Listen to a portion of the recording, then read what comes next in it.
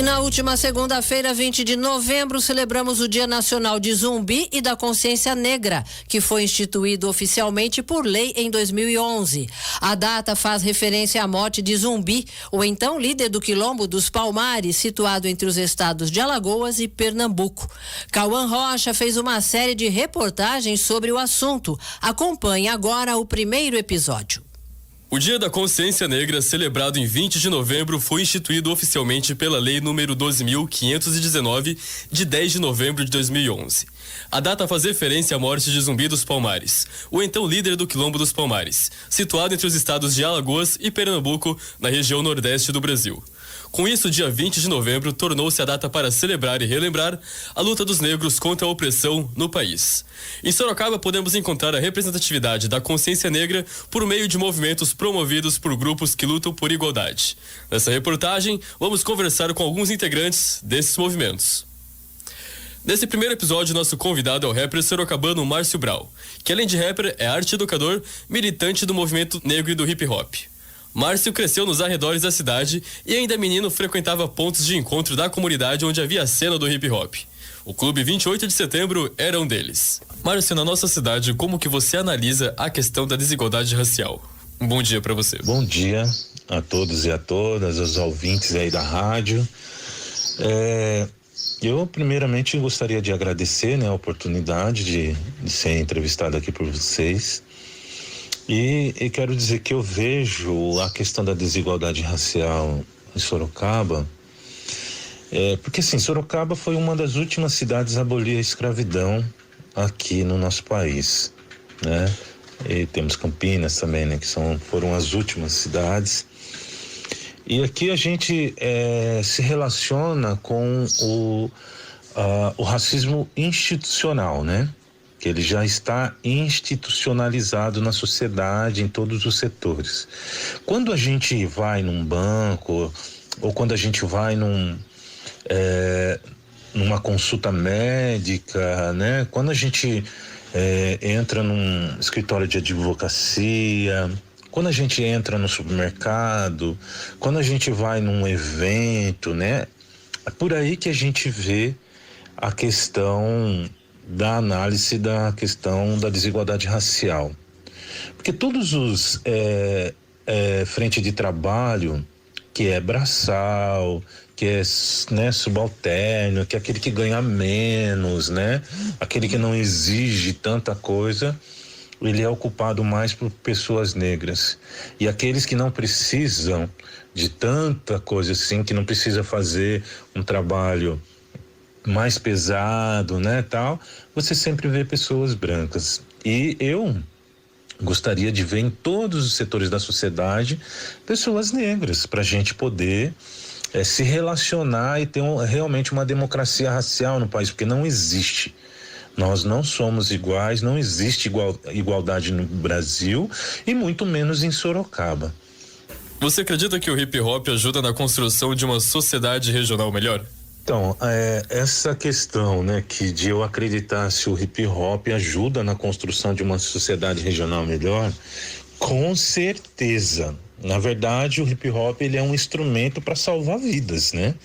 Muitos jovens que estavam aí na mira de um revólver ou viciado na droga ou nem aí com o mundo, quando ele se relaciona com o hip hop, ele começa a prestar atenção mais nele, na família dele e na sua comunidade. E ele vai despertar o desejo de transformar e ter o espaço igual para todo mundo, né? Então o hip hop, ele é sim esse instrumento de construção regional, até porque a gente debate não só a questão da cultura em si.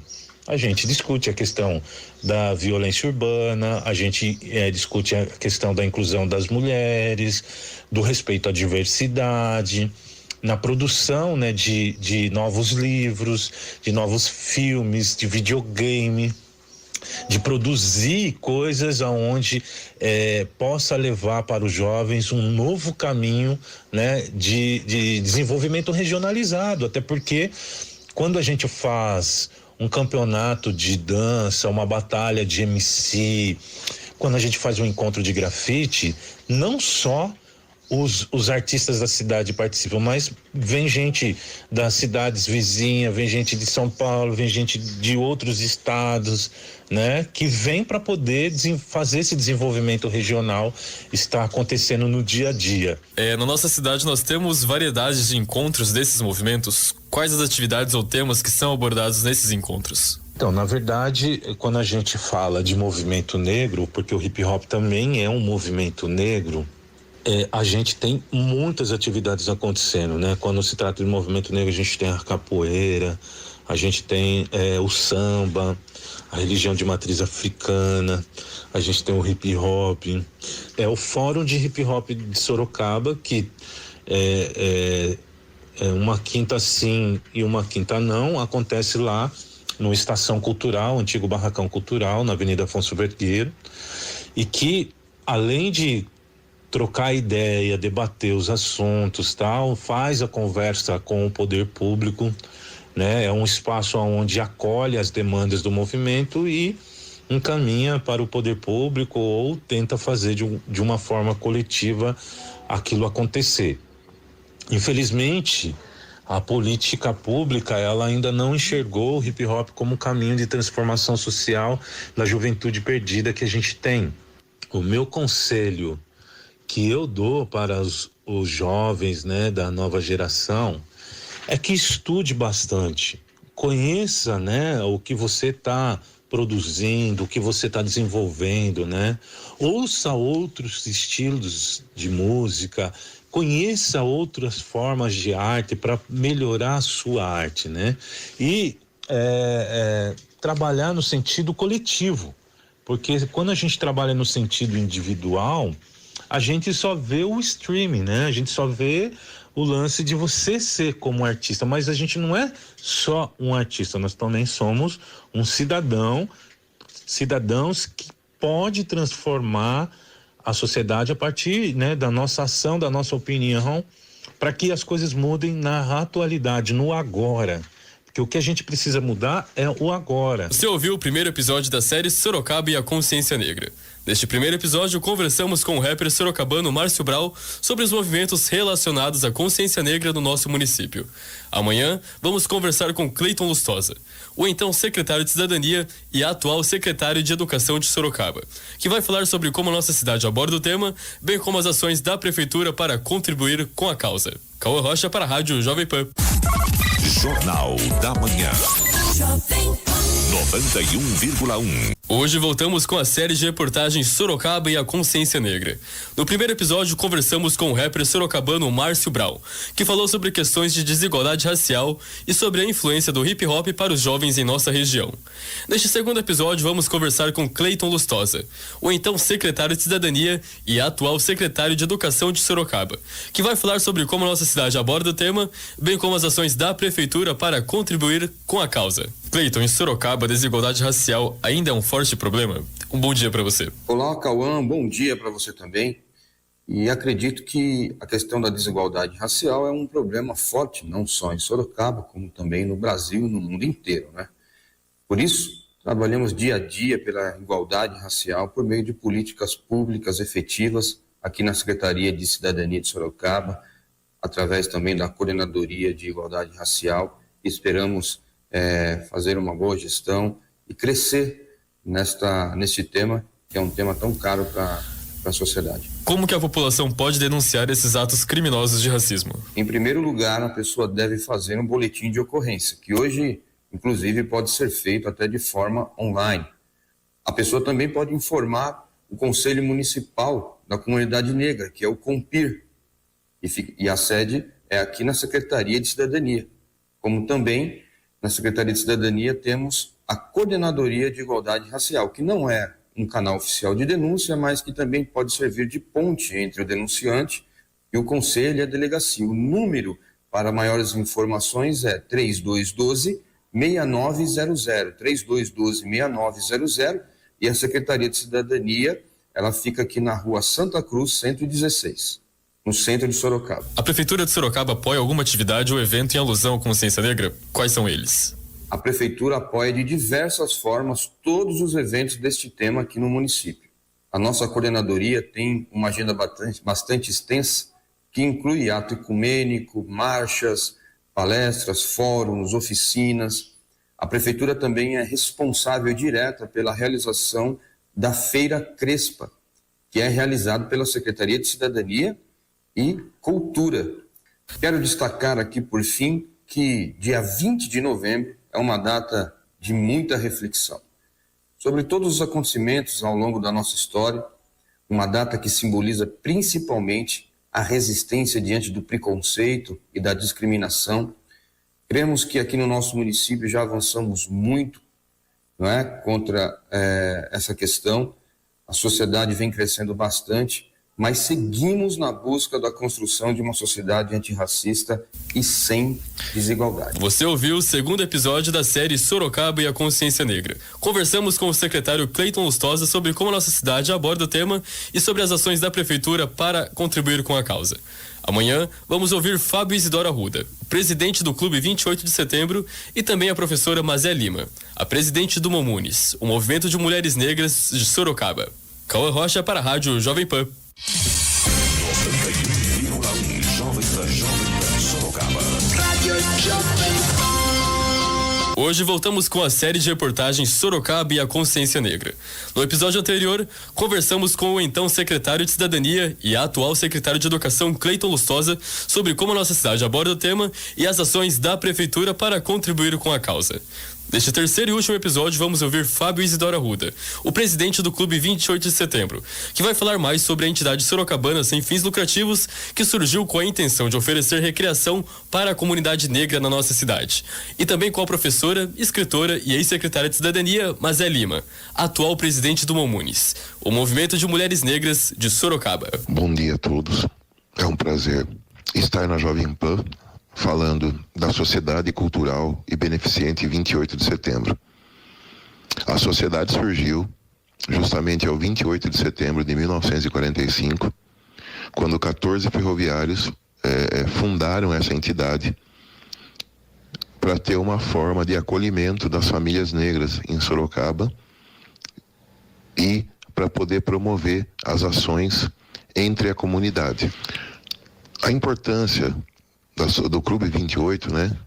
O nome fantasia, popular Clube 28, da Sociedade Cultural e Beneficente 28 de Setembro para a comunidade negra de Sorocaba, é que ela fez com que toda essa comunidade tivesse um espaço para se reunir, para conversar, para se ajudar.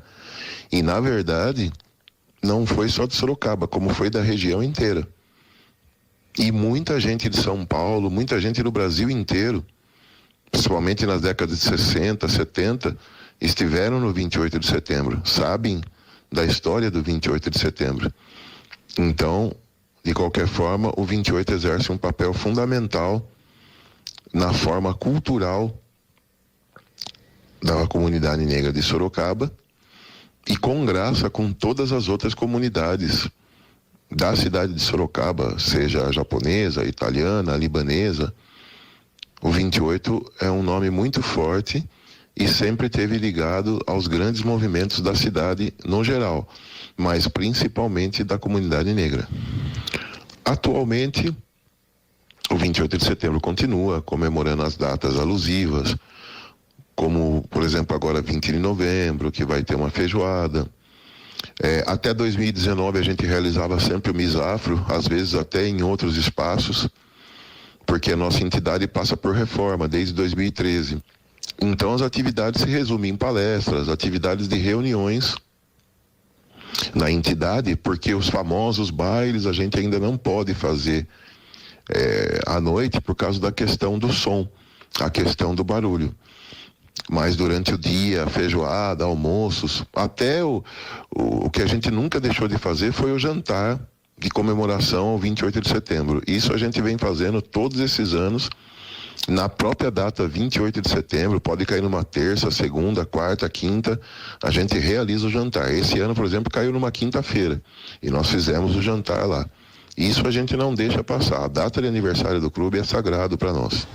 Quais são as ações do Momunis? Momunis quer dizer Movimento de Mulheres Negras de Sorocaba. As ações começaram em falar da cultura do nosso povo, da raça negra, nas escolas. E até hoje nós temos ainda essa lacuna dentro das escolas de não falar sobre a nossa cultura, não falar dos nossos heróis, não destacar mulheres negras que trabalharam muito pelo progresso do nosso país, né? Então, essa era a ação primeira. Depois nós partimos para ações sociais. Descobrimos que as mulheres negras, elas são abandonadas pelos seus maridos, na maioria. Então elas são mães solo e elas têm umas necessidades muito específicas. Por exemplo, creches para suas crianças, elas têm necessidade de arrumar emprego e tem dificuldade, porque você sabe que em comércio é difícil você ver mulheres negras trabalhando, e se elas tem essa necessidade de empregabilidade. Então nós fomos trabalhar isso e fizemos uma casa de acolhimento dessas mulheres, que existe até hoje. Outras ações, nós começamos a fazer um trabalho de capacitar essas mulheres. Então fizemos muito cursos, nessas casas de acolhimento também a gente conseguiu emprego, até moradia para que essas mulheres se firmassem. Hoje a situação em Sorocaba é diferente. Nossas casas de acolhimento têm mais brancas do que negras. Você vai me perguntar por quê? Porque a mulher negra, ela tem o acolhimento da família. Quando ela vai trabalhar, ela tem a tia, ela tem a avó, ela tem a irmã que cuida de seus filhos, que é uma questão de convivência já do negro em quilombos, né? Então você vê famílias que tem o tio que mora junto, que tem a avó que envelhece junto, que tem a criança que a jovem ficou grávida. Então a família negra é uma família que acolhe. Então nós sentimos isso também. A sede do Movimento de Mulheres Negras de Sorocaba fica localizada na rua Orestes Ângelo Coló, no número 62, no Jardim São Marcos. Lembrando que na entidade são oferecidos cursos e aulas de recreação com diversas atividades. Outras informações pelo telefone 15 3359 4730. Repetindo, 3359 4730. Cauã Rocha para a Rádio Jovem Pan, Sorocaba.